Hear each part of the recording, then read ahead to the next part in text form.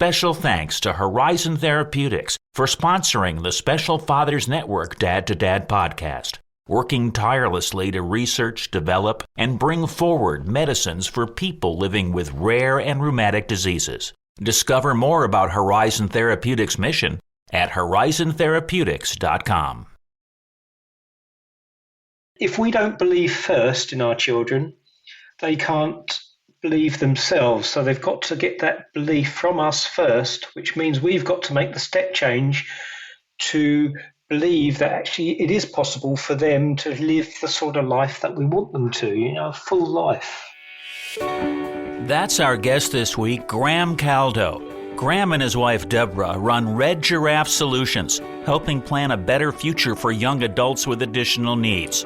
They're parents to two young daughters, one of whom has a history of learning difficulties. Graham also has written an eye-catching book, What's Possible? Plan a better future for your young adult with special needs. He's got a fascinating story, Graham does, and we'll hear it on this Special Fathers Network Dad to Dad podcast. Now say hello to the founder of the Special Fathers Network and the host of the Dad to Dad podcast, David Hirsch. Hi, and thanks for listening to the Special Fathers Network Dad to Dad podcast, presented by the Special Fathers Network, a dad-to-dad mentoring program for fathers raising children with special needs.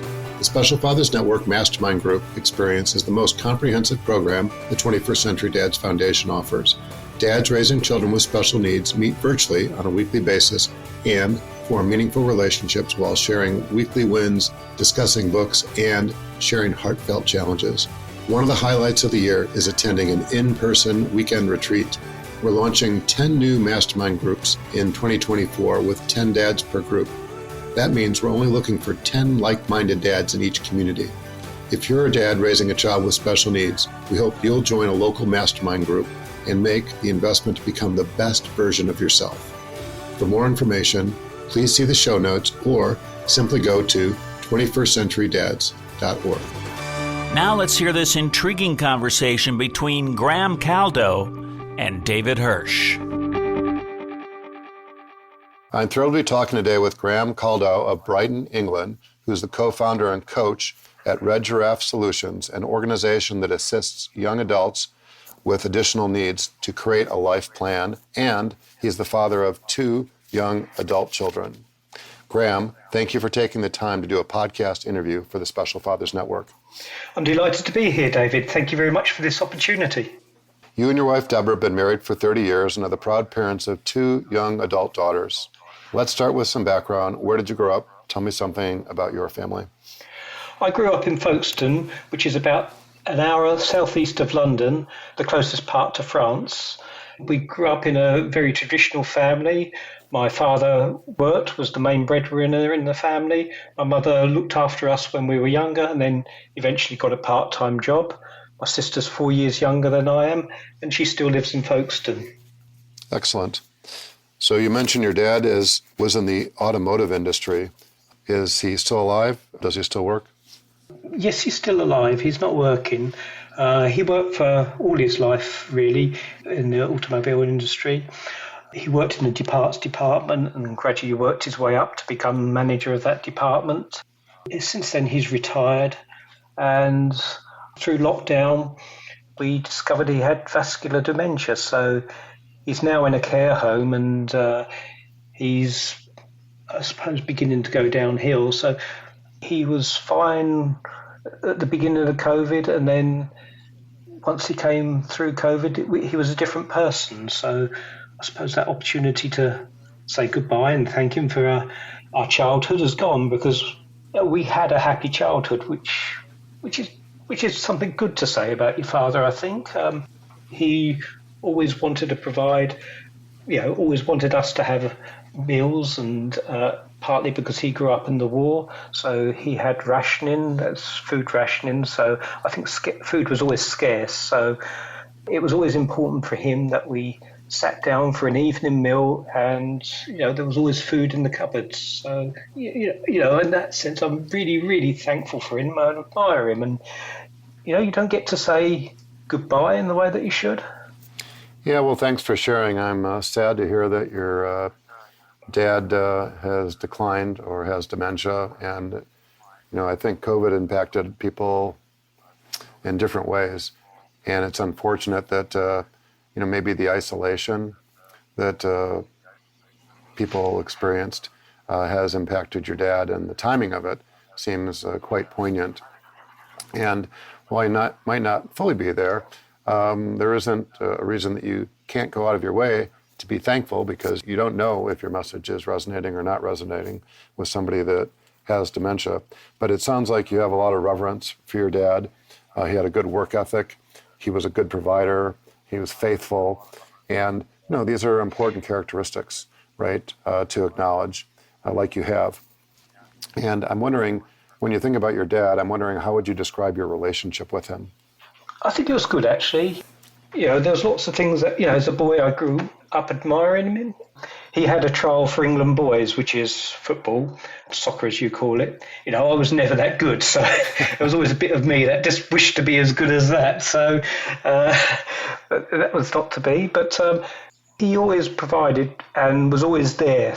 He always spent weekends, when there was spare time, he wanted to spend it with his family. He was a family man. And, I suppose that is something that I am because of the example I was set. So, I admire him for that, yes. Any important takeaways, a lesson or two that you learned from your dad that you perhaps tried to incorporate into your own parenting? Yeah, we always sit down, ever since the kids were young, we always sat down for our meals together at the table without the TV on, maybe a bit of background music, and talked about what we did with our day. So I think that's the one thing that we've always done, that it brings you close together as a family. So we've always done that, yes. Well, that's really important. As busy and hectic as people's lives are, it's easy just to say, hey, I'll just catch something to eat, or I'll just eat later. And it might be more efficient, right, just because, but that discipline, the tradition that you have, yeah, even if it's just 20 or 30 minutes a day, right, where you're all together, and to reflect on what's going on in the family, maybe in the community or beyond. So thanks for emphasizing that. I'm thinking about other father influencers, and I'm thinking about your grandfathers, first on your dad's side and then on your mom's side. Did you know either of your grandfathers? I knew my grandfather on my dad's side. He was away in the war for a lot of my father's childhood, and that generation always held their feelings within themselves. I think he was in bomb disposal, so he probably witnessed a lot of horrific things, and he was always there. We always saw him, but he never really opened himself up much, with his feelings or even past stories about that part or any part of his past life. It was always talking in the present. My maternal grandfather, he died when I was quite young, probably 4 or 5. So other than a memory of him sitting in a chair, I don't have any memories really. Well, thanks for sharing. I know that those that lived through World War II had a lot of different experiences. And I remember my grandfather immigrated to the United States in 1938 with his wife and my dad, who was then 7. And he barely talked about it, right? It was just not something that, he wanted to reflect on. We were very curious to know all these things about, the family's history. And, he was like a clam, right? And it wasn't until literally 2 years ago, Graham, one of my sons was doing some research on our family history, the Hirsch side of the family from Germany.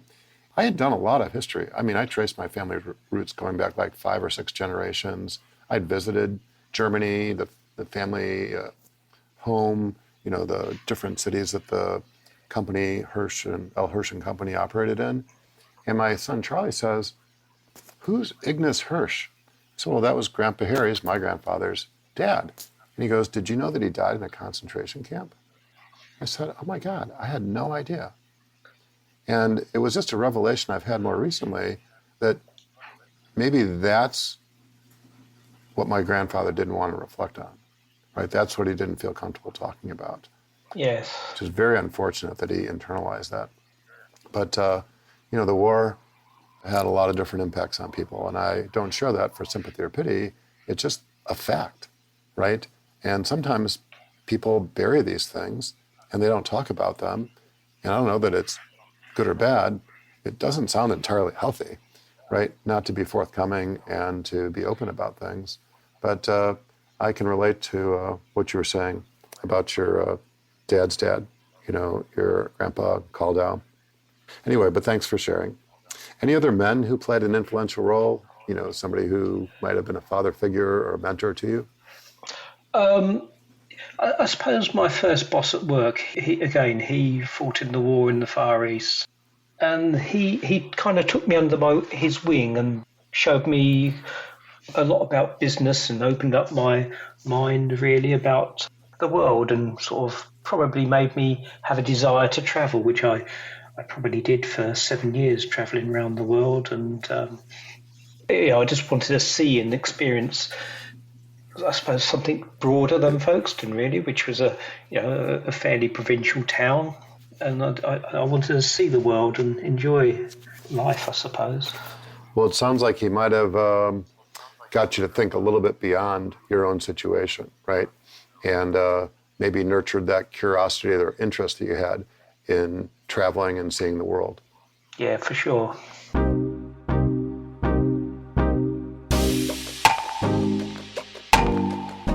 So my recollection was that you went to UNSW, you have a Bachelor's of Arts in Modern Literature, and I'm wondering, once you completed the university, where did you see your career going? What did you think you were going to do? I suppose I thought I'd have an academic career, but I love literature, but I really didn't like being in university. And, university life was great for a while, but actually I wanted to go off and travel.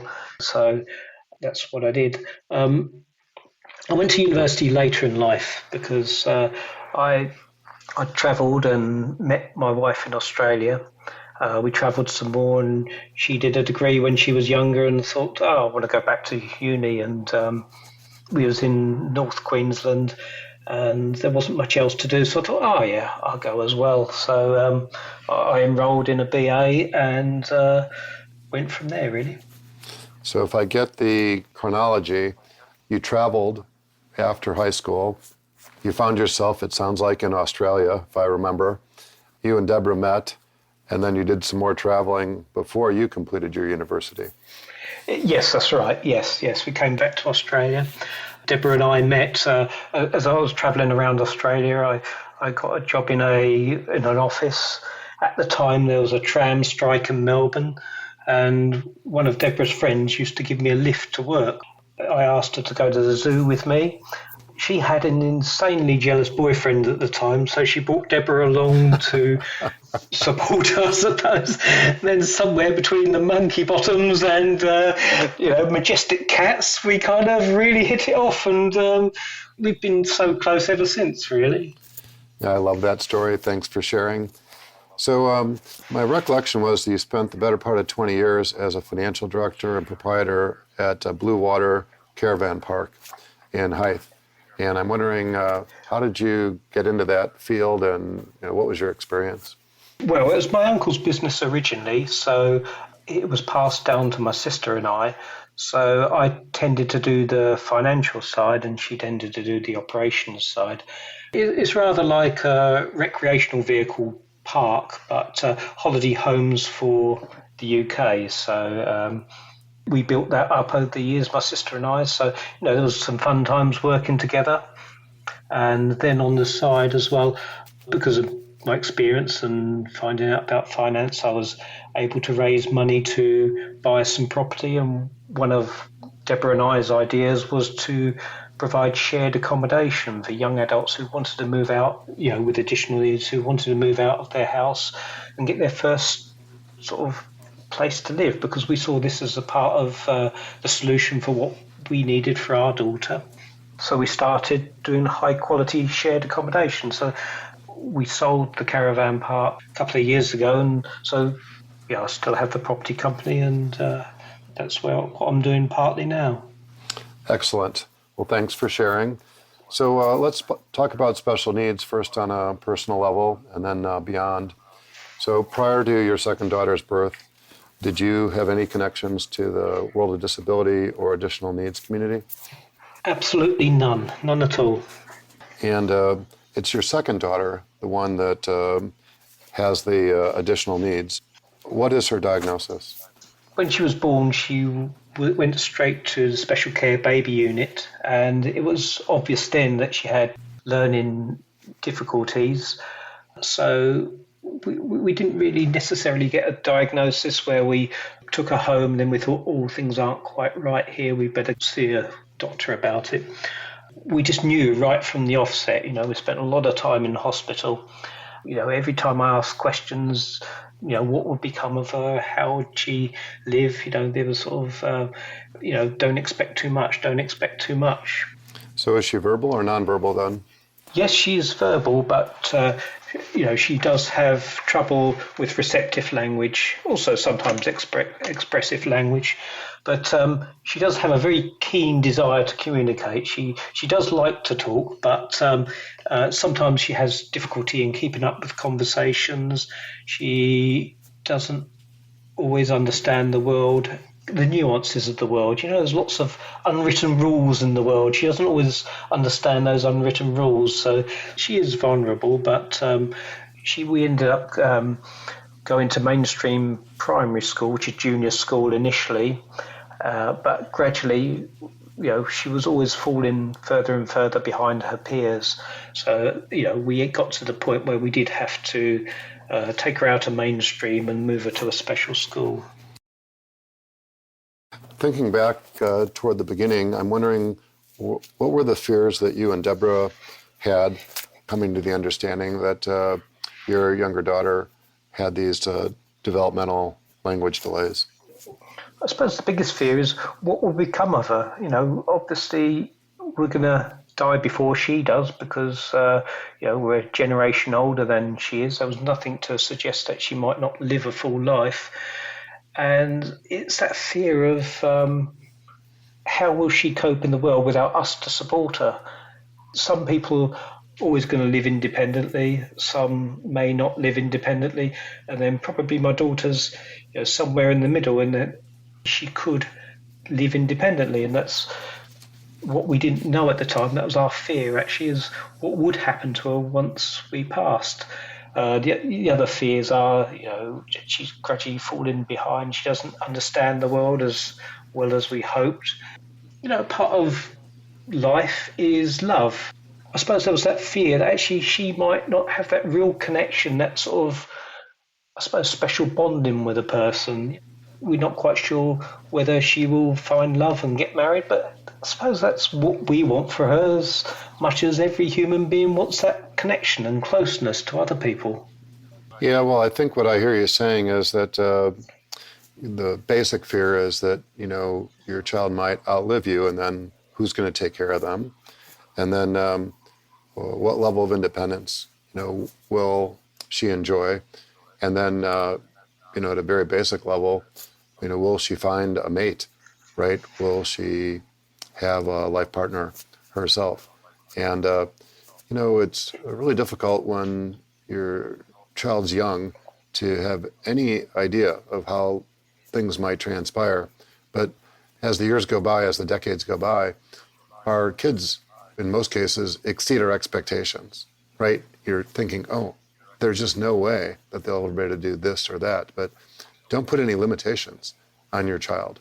And often is the case that the parents are the ones with the limits that they impose either on themselves or on their kids. So I think that one of the things that you and Debra have been very good at is projecting the possibilities of what can be and being optimistic and erring on the side of what is possible. So I'm wondering, was there any advice you got early on that helped put you on that path? No, I suppose I've always been a glass half full sort of guy. And we hear negatives in life. You won't be able to do that. You won't be able to do this. You won't be able to do that. But I think our children hear even more about what they won't be able to do all the time. If we don't believe first in our children, they can't believe themselves. So they've got to get that belief from us first, which means we've got to make the step change to believe that actually it is possible for them to live the sort of life that we want them to, a full life. Absolutely. So not to focus on the negative, but what have been some of the bigger challenges that you've encountered along the way? One of the worst moments for us is when we took her out of mainstream and we realised that she needed to go to a special school. Not that because there's anything wrong with special schools, but because for us that was kind of the point at which we were saying that she won't be able to keep up with her peers, and what we still kind of hoped and trusted in the back of our mind may not transpire. And that sort of realisation then that we really had to think of a different plan in a different way. As I say, the fears are what will happen to her, and more the fear actually is the fear that as a father I won't be able to help her live her full life in the sense of, so that she could be the best she can be and do everything that she can do and have as much as she can have. I didn't know a way to actually foster that belief into her. So when I didn't have that's a big fear. I mean, we've had lots of medical fears over the years, but her consultants and surgeons have always been good. So we've always overcome any obstacle like that. So her conditioning was never life-threatening in the same way that, these are real fears that lots of people face. Yeah, well, thanks for emphasizing the important decision that you made about pivoting from the mainstream education to a special school. And I think that it's good that she was mainstream for as long as she could be. And then if that's not meeting her educational needs, then you have to pivot. You have to make a difficult decision, right? And maybe what I heard you describing is sort of grieving the loss, right, that you had anticipated that she would be able to pursue a mainstream education, and getting over that hurdle and just accepting that, right, as the reality of the situation, and then making the most of it. Just not getting stuck in that, oh my gosh, this is the end of the world mentality, and moving forward. Yes, exactly. Yeah. Everybody has different gifts, right? And oftentimes when there's additional needs, physical, intellectual, emotional needs, it just takes longer for people to accomplish certain things, not just minutes or hours, but it could take weeks or months or years for people to be able to do things that other people just take for granted or that comes easy. And most parents don't have the patience, right? We weren't wired to wait for days, weeks, months, or years for things to occur. So making that adjustment, I think, is one of the more difficult adjustments that parents have to make. Yes, I think it is that thing that we're all capable of growing, and it's actually holding on to that you can still grow. I mean, what I do now was nowhere near what I imagined as a child growing up, where I grew up in Folkestone. It's that capacity to grow. Everyone has that within them. All our children have that. And we mustn't stop or get in the way of this possibility and encourage them as much as we can so that they can live as full a life as they're able to. Excellent point. So I'm sort of wondering what impact your younger daughter's situation has had on her older sister, your marriage, or your extended family for that matter. It's been hard. Obviously, my elder daughter, sometimes it was hard explaining to her friends why her sister didn't behave in the same way that the other girls did, especially when she was younger.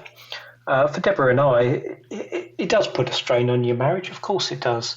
But in some senses, it's made us close as well, because we do have the common goal and the common bond of our children. There was never any moment ever where we considered giving up on our daughter, not having her as part of our family. We had those fears in the beginning, but it has put a huge strain on us, but in some ways we're stronger for it. That's good to hear. And your extended family, was there any impact on your extended family? No, I think sometimes with extended family, they don't always understand the issues that you're facing as a parent because they've not been in the situation, so they can't always put themselves in the situation well enough to understand how you're feeling. And that does happen with friends as well. That happens, I suppose, with everybody. You do get friends that really do make a huge effort to understand and really do support you. My mother was very good like that as well. So it's been a difficult journey, but everybody faces this. I don't want to moan about it in any sense. Yeah, well, thanks for emphasizing the point that, it's difficult for people to understand, right? Something that they haven't experienced themselves.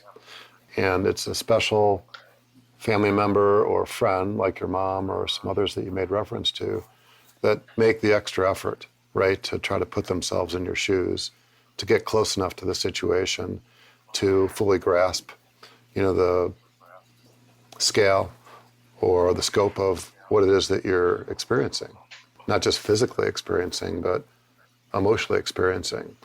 It's a really important point. So I'm thinking about supporting organizations, and I'm wondering, are there any organizations that come to mind that your daughter has benefited from or your family has benefited from? When she was young, we were referred by the hospital to Portage. It's a preschool program. They focus on sort of, I suppose, trying to help young children who have difficulties catch up a little bit. So there was lots of focus on tactile and recognizing faces, facial expressions, sensory things, and that kind of categorized sort of, what sort of input our daughter needed. That Portage was always a big thing, but more recently, I guess you guys have come across Project Search. It began in America, which is a supported internship program to get young adults with additional needs into work. We had a similar program like this in Brighton called Team Dominica, which followed a similar model. So, this sort of model really is a good way of giving our children the work skills that they might need. So, this is an organisation that, I'd encourage other people to look out for. Yeah, well, thank God for programs like Portage and Cape Dominica, because the resources and the experience they bring to the table are very valuable.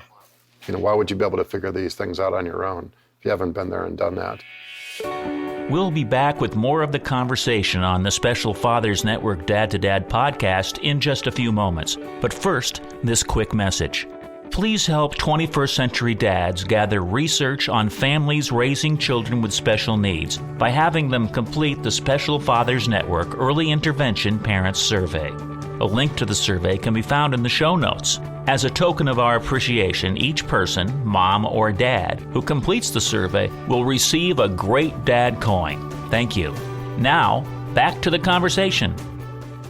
So I'd like to talk about Red Giraffe Solutions, which I understand started in 2016. And one of the things that has been going on for the past 6 years or so is the Expanding Worlds podcast. Welcome to the Expanding Worlds podcast. I'm your host, Debra Caldow. And welcome to the final episode of the Technology Changing the Future series. In this episode, I'll be talking about the here and now and the next. So I'll be looking at what technology is here with us at the moment, how it's being used, and I'll be talking about that from first. What was it that motivated Debra to become a podcast host? Madness, maybe. I don't know. You've done this, David. We did it partly to share stories and share solutions. We did it partly to find out some answers that organisations that were out there. So initially it was curiosity and to share our story, but it's also become a quest through the Expanding Worlds podcast. So many different organisations that give young people with additional needs a chance to work, or even housing initiatives. I mean, you guys in America really are leading the way in a lot of this stuff, and it really was a case of we did this partly because we lacked knowledge. We didn't have a network. We didn't have a dads to dad or other, I suppose, a community around us. So we thought we would start a podcast and see where it led. And it's led us to some answers for ourselves, and hopefully it's given lots of other people ideas. You might find an idea from one part of the world, and maybe there's not an organisation like that exactly where you live, but it does give you a seed of an idea of a solution that might work for your situation. So, it's taken us a long way, and from partly editing the podcast, partly from my own experiences, I ended up writing our journey in a book called What's Possible. And that's what Red Giraffe is really about. It is sharing stories, sharing solutions. Yeah, well, I've listened to a number of the episodes. There's a wide range of topics, like you made reference to, whether it's housing or unemployment or, different health issues. And I have to believe it's been somewhat therapeutic for you as parents, right? To just put your own situation out there, gather these resources, connect the dots. And, it's really difficult to connect the dots looking forward, right? You can only really look backwards and connect the dots and realize, oh, if it wasn't for meeting so-and-so or learning about this, we wouldn't be doing this today. And I think what I've taken away from the Expanding Worlds podcast is that you're opening up doors, right? You're helping others identify resources and opportunities. And if nothing else, it's very rewarding or satisfying to know that you're being of help to others. We're here for such a brief period of time in history, and sometimes the days are long, but the years click by so quickly. So it's amazing that you've been doing this for 7 years, the podcast, and I hope that you'll continue to put that out there. It takes a fair amount of effort, right? Not only to identify the topics and the people to interview, but to do the editing and the production as well.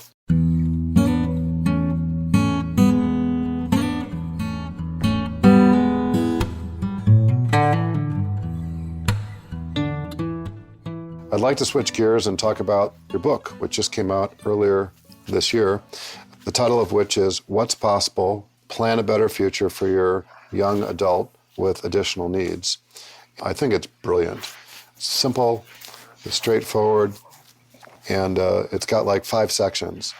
The planned life, the daily living line, the relationship line, the purpose line, and the financial line. And you have this way of sort of tying it all together with what you called the VOCAL method. And VOCAL is an acronym for Vision, Options, Create, Access, and Legacy. And what I'd like to do is go through the book just briefly, just to give people a little bit of an appetizer, if you will. But before we do, I was wondering, what motivated you to put pencil to paper or fingers to keyboard to write the book? I think it's partly where the podcast started. When our daughter was getting near the end of high school, college loomed, and while she was receiving great speech and language and occupational therapy support, we couldn't see a job on the horizon. We could see her progressing and making a lot of progress with her development, but not necessarily what would happen once she timed out of education. And so that's where the podcast began. And quite early on in the podcast, we identified sort of probably the 4 areas that we needed to make a proper plan for was these 4 areas of daily living, relationships, purpose. There doesn't have to be work, but a purpose to one's day, because we get a bit of our identity from what we do in the day, and it isn't healthy to not do anything, because our own mental health suffers if we're bored. When I looked at my daughter, I thought, yes, she's able to work, but very, very unlikely she would ever earn the same salary as I have in my life, or her sister will. So we needed a financial plan for her. She would earn income to supplement probably the financial plan that we put in place for her. The plan was, how do we get her into work in the first place? So I suppose this has become a life plan that is specific for young adults with additional needs, because conventional life plans start at a different point from where we need to start with our children. So everybody needs to be able to cook to some degree, do their own washing, travel independently if they are to live independent, and relationships. It's the people in our life that give us joy. When at the end of the life, I've heard so many people say, actually, it's the people in my life that have given my life meaning. So relationships, we didn't want her to be isolated. Purpose, so that she had to engage with the world because she had a place to go that made her feel that her day was worthwhile. And then obviously the financial plan. Yeah, and could you just describe briefly the vocal method, which I thought was brilliant, so that, there's these smaller steps, right, the pieces to the puzzle, if you will. Could you describe that for our listeners? Yes, of course. If you imagine, say, the daily living line as, a line on a train map, you've got to navigate certain stops, like, house management, shopping, travel, personal care, personal safety. So if we were at, say, cooking, we need to sort of think, how are we going to do this stop in a way that is suitable for my daughter or someone else's son or daughter so that they can feed themselves. So first of all, you need to have a vision about what sort of food or what sort of meals they would eat. And then from that, you then narrow it down to your options for creating those meals. For example, my daughter struggles lifting heavy pots and pans out of the oven. She was never going to cook in an oven realistically. So, what options do we have available? Microwaves do an awful lot. It's thinking, I suppose, for options that are going to work for your son or daughter. Once you sort of figured out your options, you then need to create a plan about how is your son or daughter going to learn this particular skill, and put in place teaching methods to teach them. After a while, with any plan, you've got to assess how it's working. We need to assess it. Legacy, really. People always think about legacy as money that you leave. But, if you imagine sort of people in your community who have left a lasting legacy that is non-financial, legacy in this context is rather like that.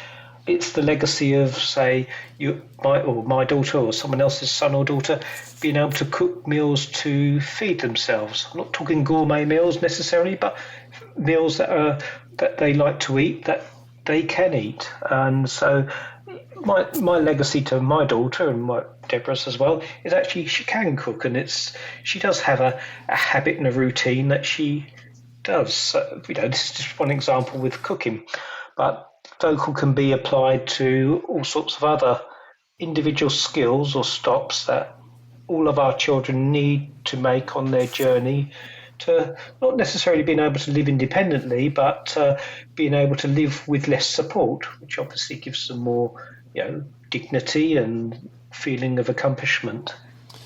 Yeah, well, I think it's brilliant. What I like about it, it's not just here's some information that you might benefit from, but here's how you can go about building this plan and having some level of accountability, right? That's my way of thinking about it. It's not just thinking about things, but it's doing things. Like there's action steps. And one of the things I enjoyed most about reading the book was that each of the sections, and the back of each of the sections, there was like a page or so of our story. And I think by personalizing this, even though you didn't go into a lot of granular detail about the specifics, it added to the authenticity, right, of you being parents who've had this lived experience. It's not just like, oh, I'm a practitioner, I study this, I have a PhD, in these subjects, but this is like written from the heart, right, from one parent to another. And I think that that's where the credibility comes from for the work that you put out there. Thank you, David. I appreciate that. Yeah, that is exactly where it does come from. It's not an academic study of how to teach your children this or that. It is, at the end of the day, we're the ones that are most invested in our children's future. We have, say, a speech and language therapist who comes along. They do great work. They're invested at the time, but 10 years later or 20 years later, we're still invested. It's up to us to help find solutions for our children. We help them find solutions. I suppose when we started this, we made plans for our daughter, but we're now at the stage where she is a part of the discussion, where she does talk about these things. I mentioned in the book that she was at a really good school, but we had the opportunity to go on one of these supported internship programs, which meant taking her away from her friends, and it became a bit of a conversation that we really had to consult with her and ask her what she wanted to do, and she did embrace it, fortunately, and it has been good for her, and it's been good for us, because I suppose one of the things I really passionately believe is actually, if our children can do something with their day, lots of other things sort of stem out from that or follow on from that. By going somewhere in the day, you have to travel there, you have to engage in the world, you have to talk to other people, even if you don't always want to, and it is being a part of the world and being a part of life. So I'm thinking about advice, and I'm wondering what advice you can share with parents, maybe specifically dads, who find they have a diagnosis or a child with a diagnosis with additional needs. Sometimes as a dad, I felt that everybody else knows more than I do. But it comes down to Malcolm Gladwell and his 10,000 hours. If you spend 10,000 hours doing something, you become an expert in it. And I think even if you don't spend that much time, we've all spent 10,000, 20,000 hours with our children. So as dads, we're experts in our children, and we should kind of own it. We should believe it, and I suppose trust our own judgment and believe that actually we do know what's best for our children, and claim this knowledge, this status. Trust yourself. Yeah, well, I think it's not intuition so much, but you know your child better than anybody else. And if it's in your gut, right, you need to follow that. It's an excellent point. So I'm sort of curious to know, why have you agreed to be a mentor father as part of the Special Fathers Network? In the beginning, I was very lonely, I suppose. I had no one to talk to.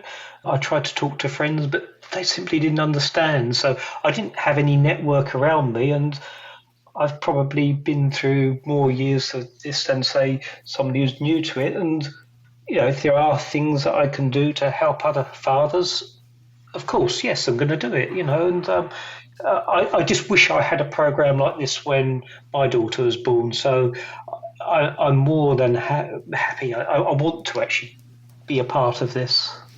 Well, we're thrilled to have you. Thank you for being part of the network. Is there anything else you'd like to share before we wrap up? Yes.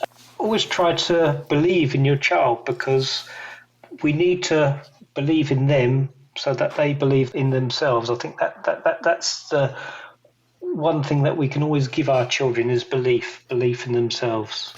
Yeah, well, that's a perfect way to end the interview. Brilliant insight. Let's give a special shout out to Judith Weiss at Ambition PR for helping connect us. Yes, Judith's been absolutely fantastic. She's put me in connection with lots of people, particularly with you, David. Thank you. If somebody wants to learn more about Red Giraffe Solutions, the Expanding Worlds podcast, your book, What's Possible, or contact you, what's the best way to do that? The website, redgiraffesolutions.com. The podcast Expanding Worlds is on Spotify and wherever you listen to podcasts. And the best place to contact me actually is on LinkedIn. Send a connection to me and send me a message, and I'll more than happily get back to you. I'll be sure to include all that information in the show notes, so it'll make it as easy as possible for somebody to connect with you. Graham, thank you for your time and many insights. As a reminder, Graham is just one of the dads who's part of the Special Fathers Network, a mentoring program for fathers raising a child with special needs.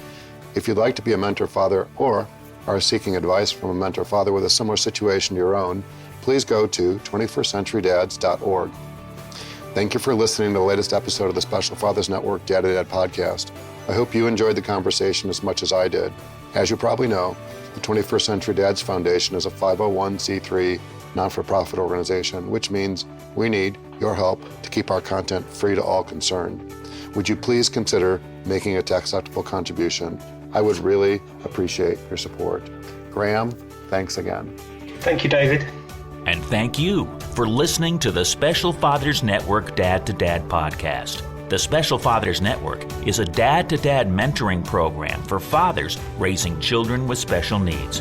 Through our personalized matching process, new fathers with special needs children match up with mentor fathers in a similar situation. It's a great way for dads to support other dads. To find out more, go to 21stcenturydads.org. And if you're a dad looking for help or would like to offer help, we would be honored to have you join our closed Facebook group. Please go to facebook.com/groups and search Dad to Dad. Lastly, we're always looking to share interesting stories. If you'd like to share your story or know of a compelling story, please send an email to david@21stcenturydads.org. The Special Fathers Network Dad to Dad podcast was produced by me, Tom Couch. Thanks again to Horizon Therapeutics, who believe that science and compassion must work together to transform lives. That's why they work tirelessly to research, develop, and bring forward medicines for people living with rare and rheumatic diseases. Discover more about Horizon Therapeutics at horizontherapeutics.com.